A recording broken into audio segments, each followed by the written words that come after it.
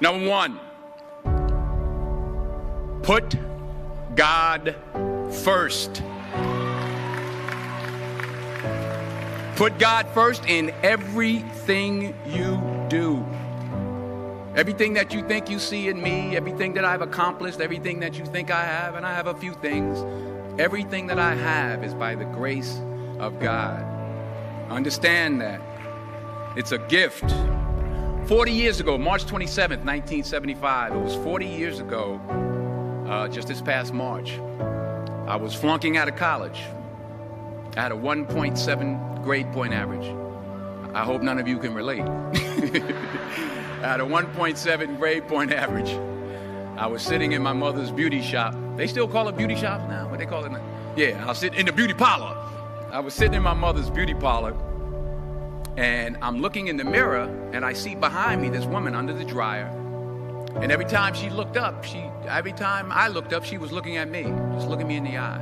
And I didn't know who she was, and I said, she said, somebody give me a pen, give me a pencil. I have a prophecy.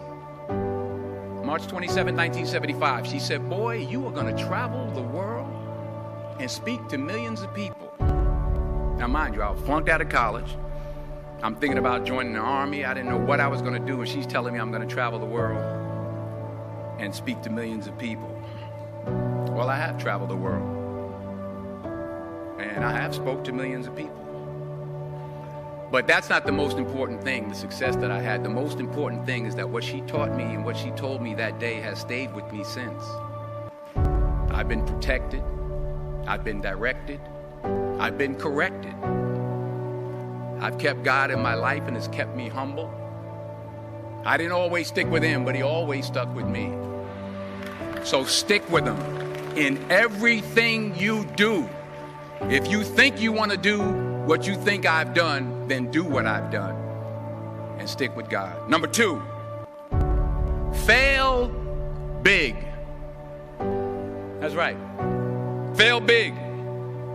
Today's the beginning of the rest of your life, and it can be very frightening. It's a new world out there. It's a mean world out there, and you only live once.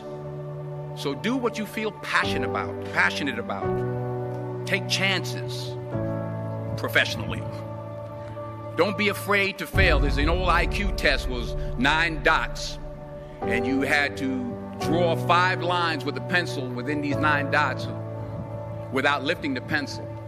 The only way to do it was to go outside the box. So don't be afraid to go outside the box.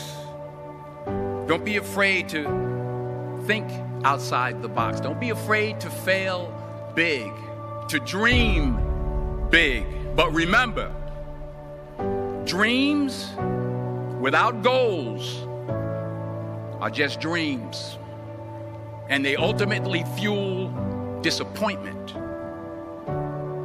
So have dreams, but have goals.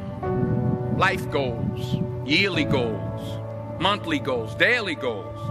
I try to give myself a goal every day. Sometimes it's just to not curse somebody out. Simple goals, but have goals. And understand that to achieve these goals, you must apply discipline and consistency.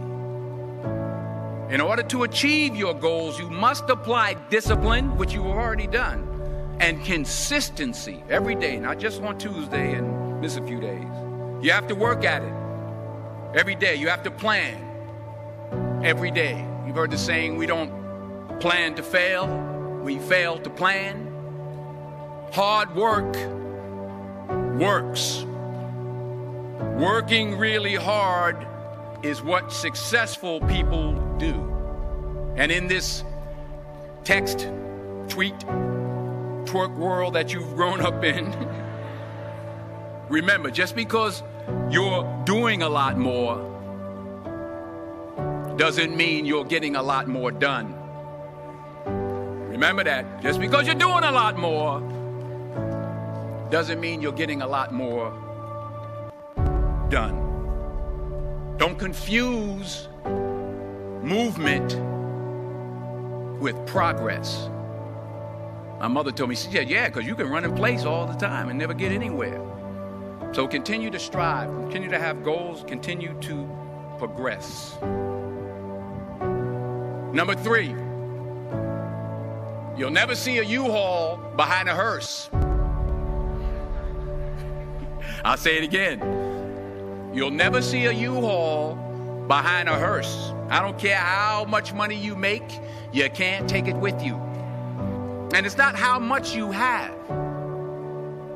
It's what you do with what you have. We all have different talents. Some of you will be doctors, some lawyers, some scientists, some educators, some nurses, some teachers. Yeah, okay. Some preachers.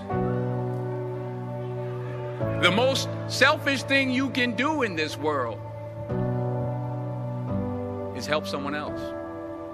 Why is it selfish? Because the gratification, the goodness that comes to you, the good feeling that I get from helping others, nothing's better than that.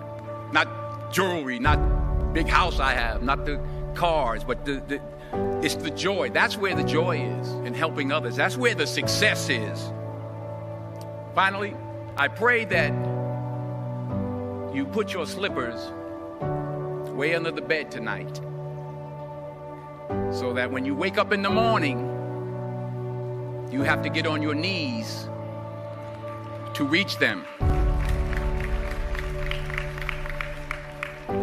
And while you're down there, say thank you for grace. Thank you for mercy. Thank you for understanding. Thank you for wisdom. Thank you for parents. Thank you for love. Thank you for kindness. Thank you for humility. Thank you for peace. Thank you for prosperity.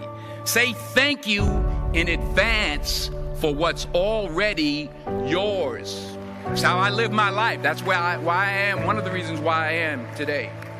Say thank you in advance for what is already yours. True desire in the heart for anything good is God's proof to you, sent beforehand to indicate that it's yours already.